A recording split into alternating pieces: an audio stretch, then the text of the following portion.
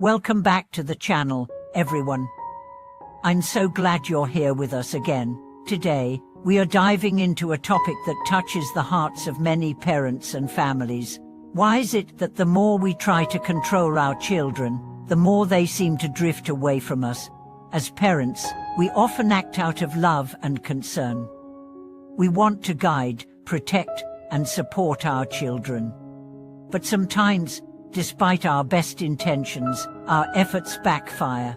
Our children withdraw, they rebel, the connection breaks. So what's going on here? And more importantly, how can we change the way we approach parenting so that we foster trust, communication, and a lasting bond with our children? Let's begin by understanding the basic human need for autonomy. Every human being, child, teenager, or adult, has a deep, intrinsic need to feel a sense of control over their own life. From the time a child first learns to say no, they are expressing a desire to assert their independence. It's not about being difficult. It's about discovering themselves. Now imagine this. You're a child, and every aspect of your life is dictated by someone else. What you eat, when you sleep, who your friends are, what activities you're allowed to do, and even what dreams you're too old to chase. Over time, how would that make you feel? Resentful, powerless, misunderstood. These emotions don't lead to obedience, they lead to resistance. Not because the child doesn't love their parent, but because the child feels they aren't being heard or seen as their own person. This is what happens when control replaces connection in parenting. Let me share a real story that illustrates this dynamic. There was a father named Richard who had high expectations for his son, Daniel.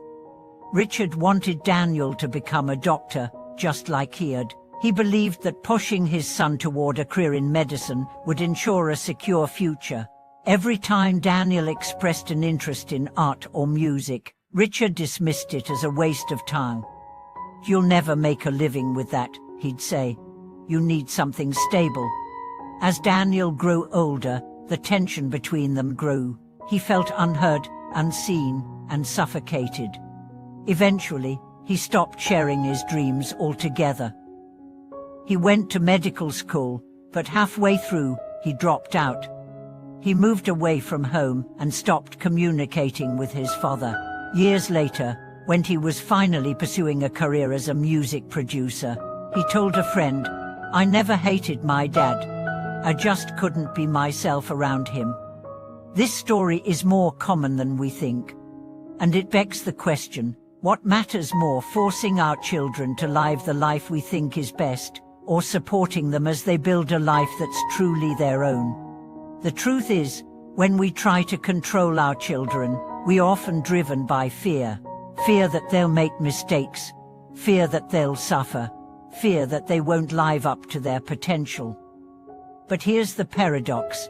The more we try to protect them from life, the less prepared they become to handle it. Children don't learn resilience from being controlled. They learn it from being trusted. They don't develop confidence by being micromanaged. They grow it by making choices, facing consequences, and learning from both success and failure. Control may give the illusion of security, but it erodes the very foundation of trust that a strong parent-child relationship depends on. Instead of control, what our children really need is connection. Connection means listening, really listening to what your child is saying, not with the intent to respond, correct, or judge, but with the intent to understand. It means asking questions like, "What do you love doing?" Or, "What are you afraid of right now?" And holding space for whatever answers come, even if they scare or surprise you.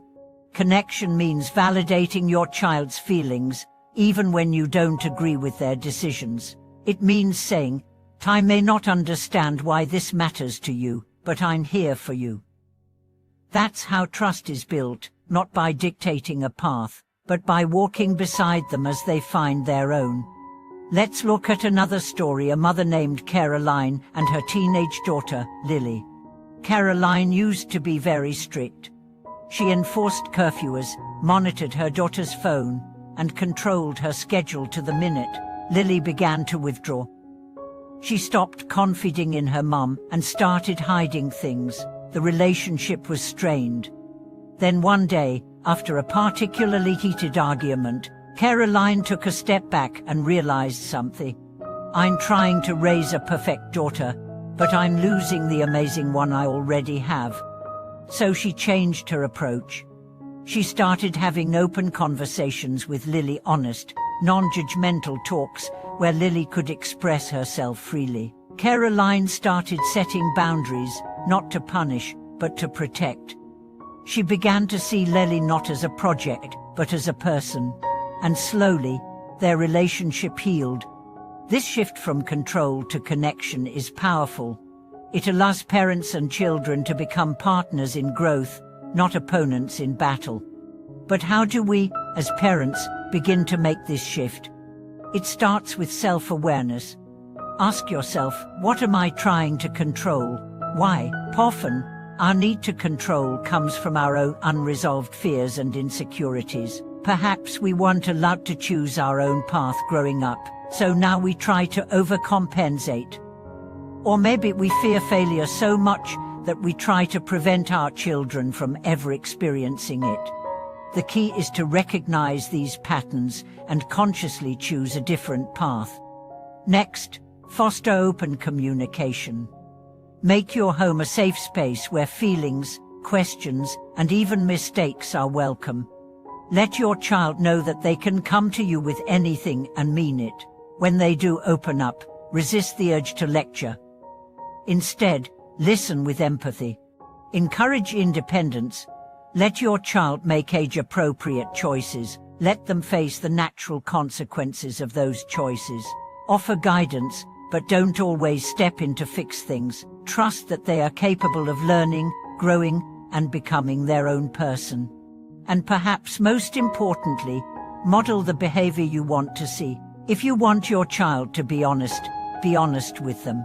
If you want them to be respectful, treat them with respect. Children learn more from what we do than what we say. The path of parenting is not about shaping our children into our image. It's about helping them discover who they are and supporting them on that journey. It's about letting go of our fears so that they can find their courage. It's about replacing control with connection, judgment with curiosity, and fear with love. Thank you so much for watching this video. If you've ever struggled with the balance between guiding your child and giving them freedom, I hope today's message has offered some insight and encouragement. You're not alone, and it's never too late to shift toward a more connected, trusting relationship with your children.